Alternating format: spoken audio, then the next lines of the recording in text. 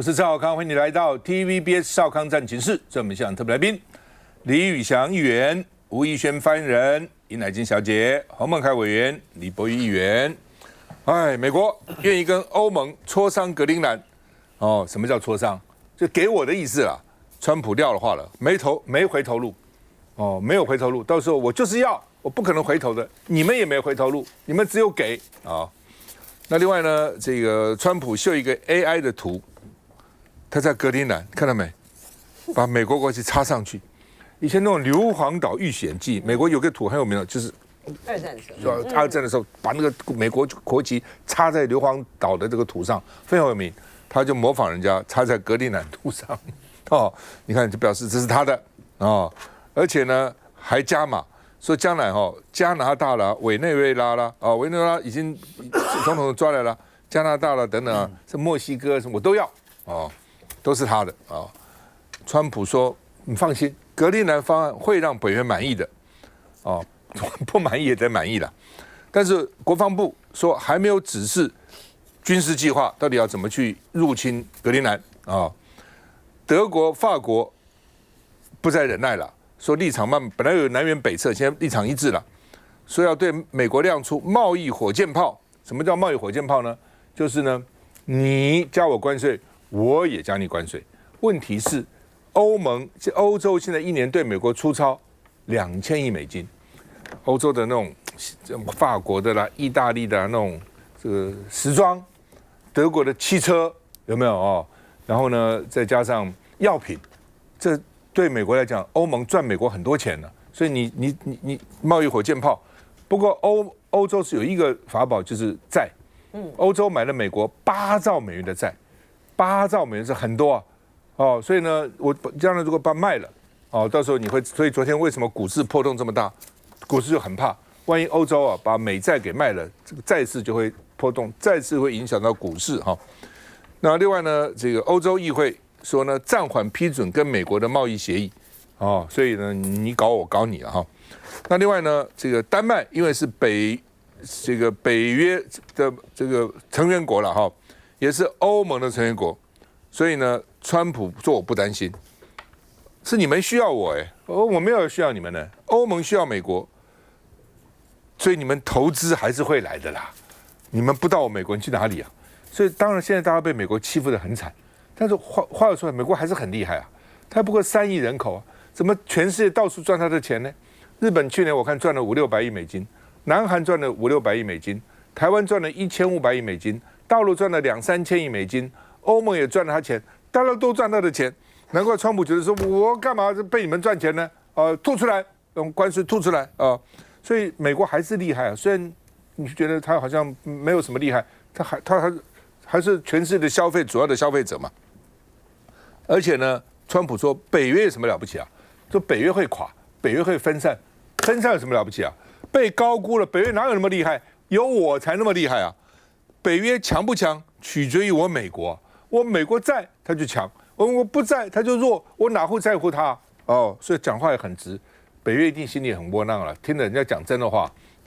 所以呢，这个路透社说，美国国防部计划削减派在好几个北约关键指挥中心人员数量。比如美国在德国就有差不多将近4-5万的驻军呢，在很多地方都有像格陵兰也有纽约时报说。国防部对于川普保留军事力量夺取格陵兰震惊与愤怒，美国国防部也不同意他说这样的话呢，攻击格陵兰等于攻击北约的盟友，就打外面的人，怎么打自己人呢？这不很奇怪吗？而且呢，稀土很有价值，对不对？但是呢，北欧那个格陵兰那边冰天雪地，你要去开发，所以大概要花1兆美元。你不只开发，你还要港口运输道路等等，其实也是个钱坑好吧，我们看一下。We need more stability in this world, but we do prefer respect to bullies. 达沃斯论坛一开幕，法国总统马克宏这句"别霸凌"，大家心知肚明，讲的就是马上也要来的美国总统川普。川普也没再客气。Well, nobody wants him because he's going to be out of office very soon. So that's all right. What I'll do is, if they feel like Costo,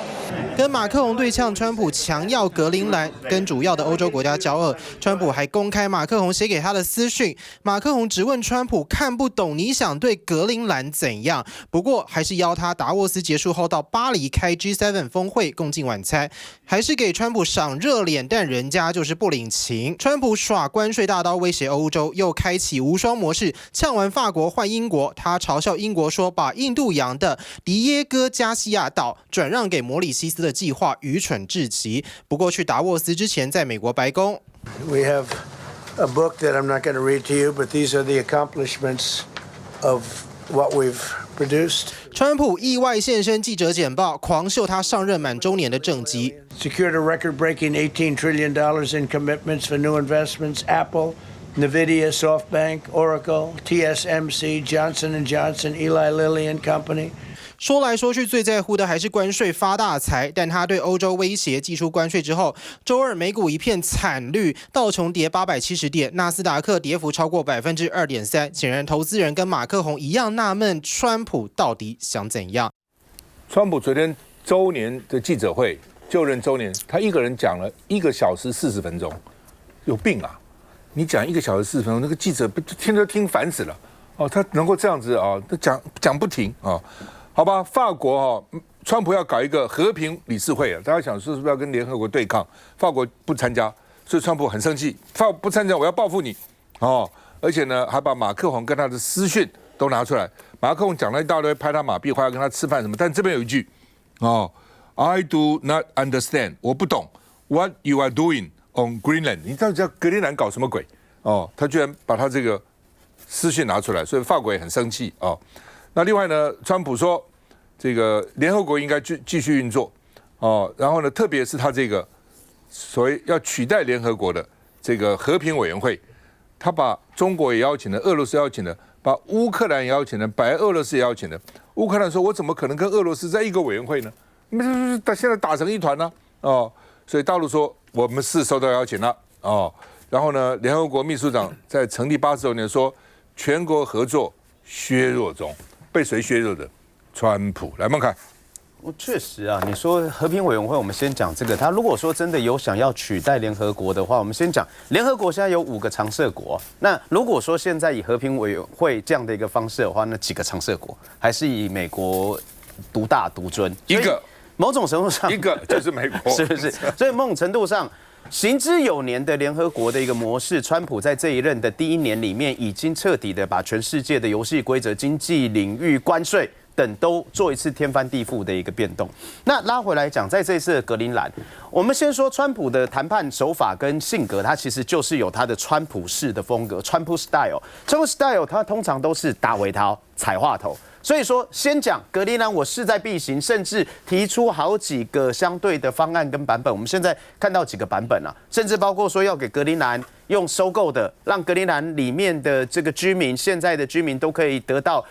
高额的一个补贴，甚至说让格陵兰的人都可以得到美国公民权等等。但重点是打了尾桃之后，又在跟其他支持格陵兰的这些欧洲的国家讲说，我要加你们关税，如果你不听话的话，如果你不想把格陵兰给我的话，但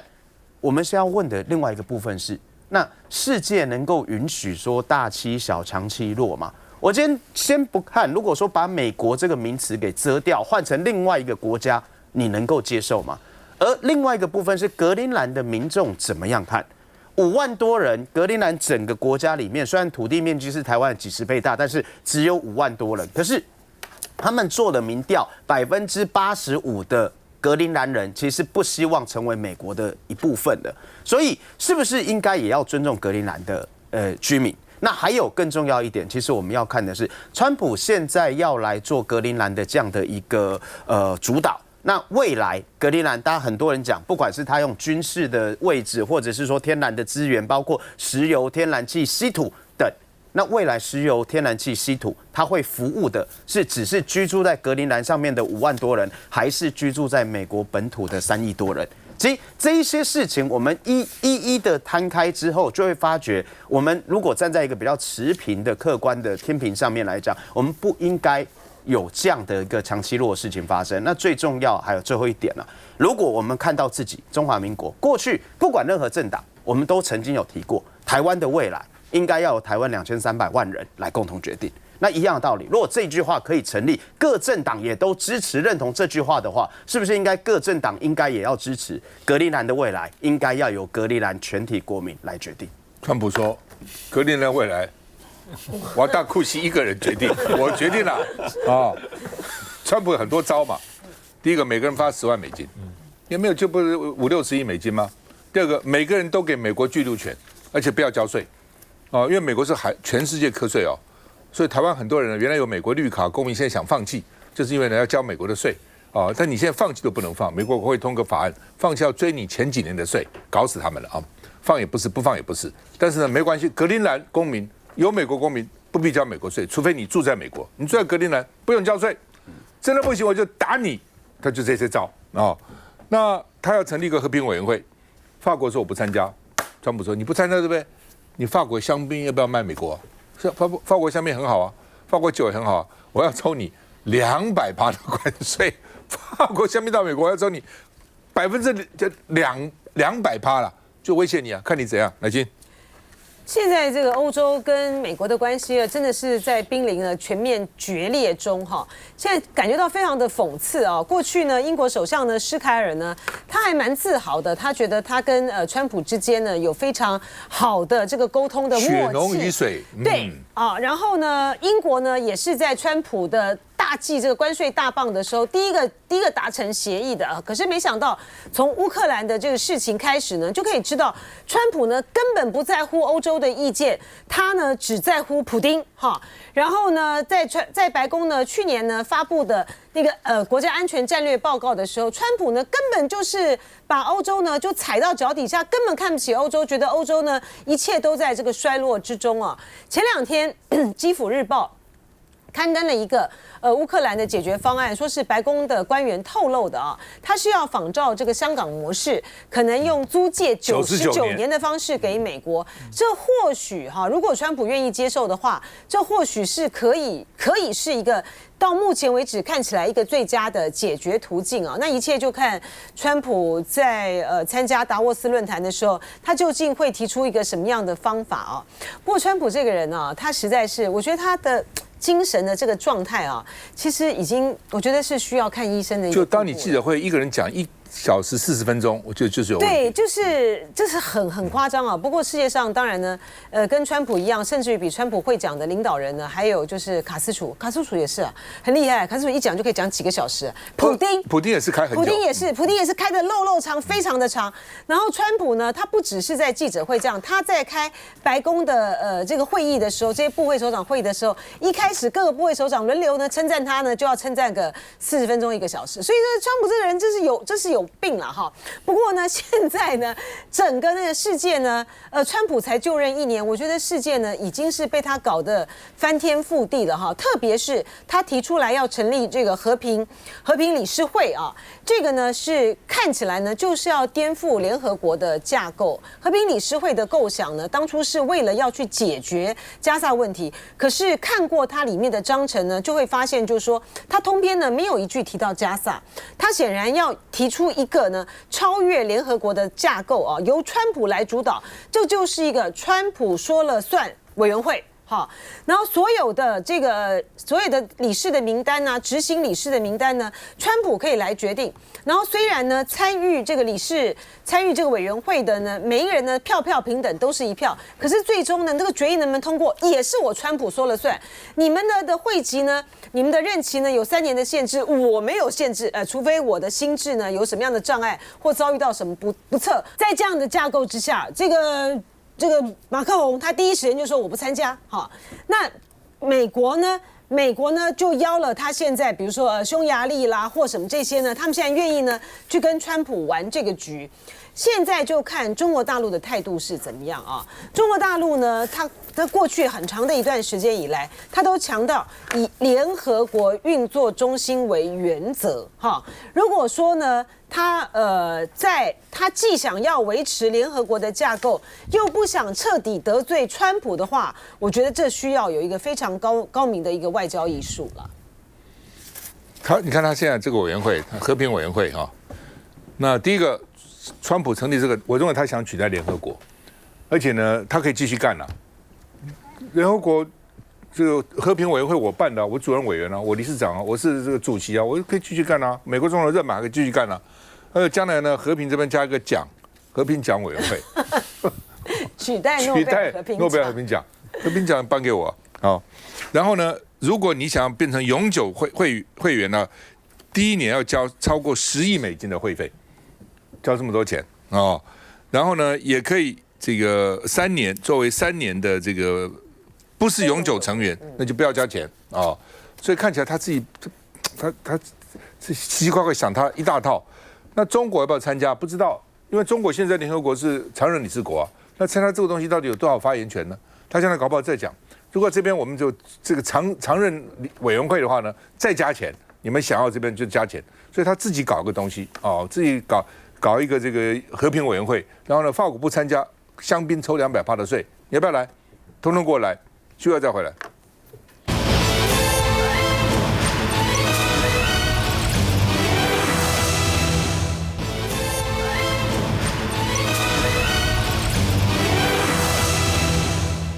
新加坡跟台湾关系一直很好哈，那他们的这个军人在台湾受训哦，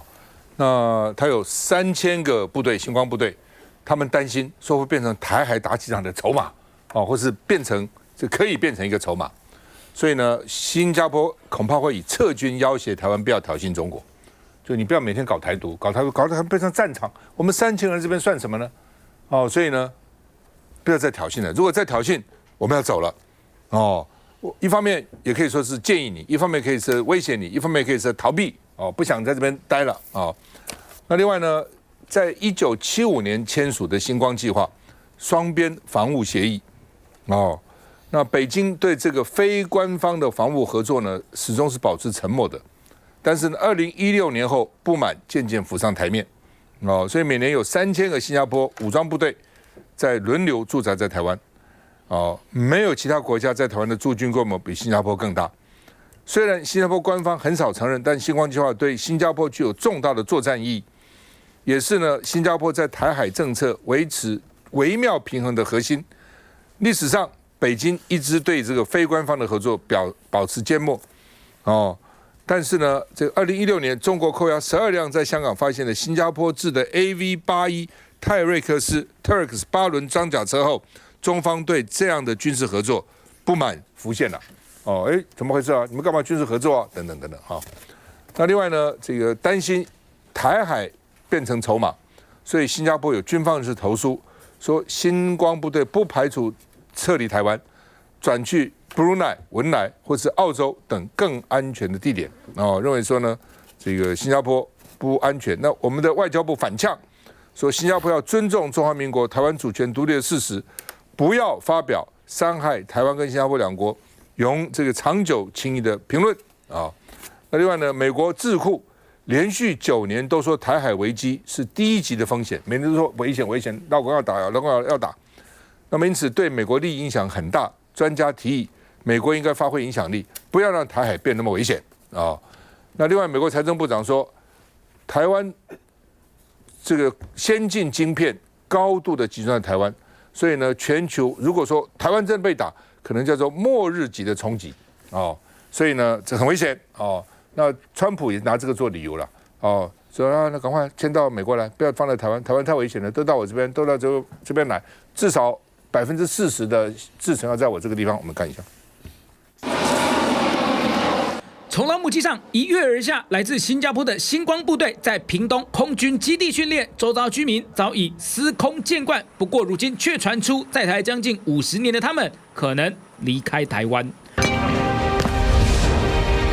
就在新加坡总理黄循财重申反对台独，遭我国外交部反呛之后，香港媒体《亚洲时报》就一篇来自新加坡军方人士的投书，内容透露，若台海发生冲突，驻扎在台湾的新加坡部队可能成为筹码，几千名新加坡武装部队士兵若撤离受阻，将面临直接风险。在两岸紧张升高情势中，保持中立已不再是可行策略。新加坡可能以撤军作为威胁手段，并加速将驻台部队转往汶莱或澳洲等更安全的地点。虽然今年新加坡除了在台湾，也拓展澳洲、纽西兰、美国、法国、汶莱等海外据点，台湾却仍占据重要地位。星光部队长期在台遗训早已是公开的秘密，但如今从第三方释出撤台消息，有专家分析为双边外交角力，也不能排除是认知作战的手段之一。来，博弈。从1975年开始新加坡的军队其实就以这个星光这个部队的名义在台湾进行训练，而且他们主要是在南台湾进行相关的一些军事的演练包括使用相关的军事设施。星光部队在台湾，当然对北部的人而言，觉得它比较低调，但实际上它其实并不算特别隐秘，因为好像据了解，这些新加坡的军人大部分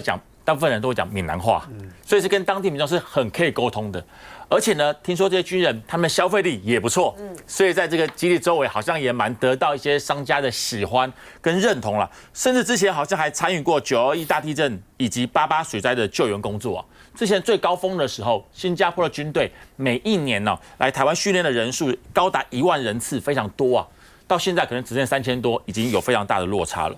而且我也必须要讲，以往根据我们国军的实力，你说来帮忙训练新加坡的军人，我觉得是有条件的。但是现在，其实我们回顾一下，台湾这几年来，因为很多军役政策的改变，面临很严重的问题是什么？就是我们的兵员非常短缺现在连我们自己的兵的训练，常常都出现很多的状况。我们是要有多少的能力来协助新加坡带训他们的军队？我相信这也是新加坡他们国家一个很大的考量，尤其是现在两岸关系更是紧张的越来越严重在这种情况之下，如果台海开战了，那问一句话，滞留在台湾的新加坡军人，他们到底要怎么做？第一个是要被当作人质，还是要协助我们国军打仗？说实话，这是一个非常两难的决定。所以在现在两岸关系不明确的情况之下，新加坡为了安全考量，把他们的军人减少驻台规模，或者是转移到澳洲或者是文莱等安全地方，我觉得是非常正常而且很理性的判断。所以新加坡对于台海的态度，我们可以讲白一点就是不关他的事情。对于台海的关系，他不想管，他也不敢管。所以这种国际的现实，我相信赖政府包括我们的政党必须要能够理解因为台海若是发生了战事，对于世界绝大多数国家而言都是能避就避不会有真的心思想要来帮助我们台湾。而怎么样让台湾在接下来能够遇到问题更好的克服它或者解决它，我觉得买武器当然 OK， 想要向国外取经交朋友都 OK， 但是第一步是先让我们国内不要再分裂，不要再互相的抗衡以及撕裂我觉得最重要，如果连台湾内部连岛上我们的民众都不能够团结在一起的话，不管你买再多的武器，不管你跟美国日本再友好，如果真的发生事情，那些人真的都远水救不了近火，帮不了我们台湾的未来刚查了一下，新加坡的公民是要服24个月的兵役然后呢，如果你是第二代的有永久居留权的第二代的这个人呢，也要服兵役不能逃的来，宇翔。我想台海的这个风险呢，不管是过去是李登辉当总统时代，或陈水扁，或者马英九，甚至于蔡英文到现在赖清德，台海的风险是一直都存在。但是新加坡的这个星光计划、星光部队，其实长期以来50多年在台湾是一个很低调而且非常务实的军事交流。那么新加坡其实他们政府是非常的沉稳。过去我们可以看到，现在这个星光部队有一个很关键的事实，就是说新加坡它是不选边，而且是重平衡，它跟各个国家大概都友好。那包括在这个台海之间的一个争议，他也选择用一个战略模糊的方式来因应。第二个部分是新加坡的政府呢，他不会因为单一的政治的言论去做相关的军事的调整。所以现在我们可以看到，如果在第三个部分，新加坡政府在未来针对整个这个台海的这个星光部队有任何调整的话，它一定是针对区域安全的一个进行调整，绝对不会是因为他要去什么跟台湾这一边说台湾你这样讲台独等等的，他要来惩罚你，并不会是把国防来当做工具。所以我认为台新之间的友谊是非常的坚若磐石，大家不应该要用这种带风向的方式去评论它。新加坡今天这篇呢，这是一个军官的投书了是不是完整的代表新加坡官方的一个政策？是到底我刚刚在想，他个人意见还是在透露什么讯息？看起来是个人意见。我觉得是在放一个试探气球如果说新加坡呢今天真的做成撤离星光部队这个在台湾受训，然后转移到澳洲或是文莱的话，这个对于台湾来讲是重大的警讯它一方面呢是在对民进党政府呢发出一个我不信赖你哈的这样子的一个严重的一个讯号。然后另外一方面呢，它其实呢是代表就是说。因为新加坡长期以来跟这个中国大陆当局维持着一个很好的关系哈，他今天如果做一个这么重大的一个政策转向的话呢，一定有来自于大陆方面的一些的决策判断，加上新加坡总理他们的一个区域地缘政治的一个重大的一个决策判断，所以我觉得今天。外交部的回应呢，非常的不恰当哈。这么多年下来，新加坡呢跟台湾的友谊呢是非常特殊的啊。在不得罪两岸的情形之下呢，新加坡呢在两岸之间呢一直维持一个很好的一个平衡感哈。在没有国家敢跟台湾签 FTA 的时候，谁跟我们签？新加坡。在我们在这个参加 APEC 会议的时候，遇到了中国大陆对于其他国家所施加的压力，我们在安排部长级的单独的会面，非正式领袖会议的我们的领袖代表的跟新加坡跟其他国家的领袖会面都不是那么顺畅的时候，谁跟我们会面？就是新加坡。好，然后从过去的孤汪会谈到后来的马习会，新加坡呢都一直很希望呢在两岸之间呢扮演一个起码是一个平衡的，有的时候呢甚至于能够更进一步的，在李光耀总理的那个时代的时候，能够担任一个传话的角色。即便是后来的李显龙，或是现在的黄循财总理，没有像李光耀那样子一个分量，但是呢，新加坡在两岸之间的动向指标，无论如何都是非常关键的哈。所以面对一个我们这么重要的一个没有正式邦交关系，但是就实质关系来讲胜过邦交关系的新加坡，我们的外交部的态度呢，如此的高高在上，你凭什么用这么高高在上的态度去指责这个新加坡呢？而且更何况，如果这一篇文章被你们认定只是一个单一的个别的一个军人的投书，它又不代表新加坡政府立场的话，那你再凶给谁听呢？休息一下再回来。